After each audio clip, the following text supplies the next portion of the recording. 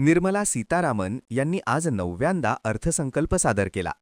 या अर्थसंकल्पामुळे तुमच्या आयुष्यात काय बदलणार? काय स्वस्त, काय महाग? जाणून घेऊया या रीलमधून. सर्वात मोठा बदल प्राप्तिकरात सूट. नवीन करप्रणालीत बदल झाल्यामुळे आता तुमच्या हातात अधिक पैसा उरेल, म्हणजेच जास्त बचत. महागाईवरही नियंत्रण आणण्याचा प्रयत्न. शेती आणि अन्नधान्य साठवणुकीवर भर दिल्यामुळे भाजीपाला आणि जीवनावश्यक वस्तूंचे दर स्थिर राहू शकतात. आणखी एक आनंदाची बातमी, मोबाईल फोन, चार्जर आणि इलेक्ट्रॉनिक्स वस्तू स्वस्त होण्याची शक्यता.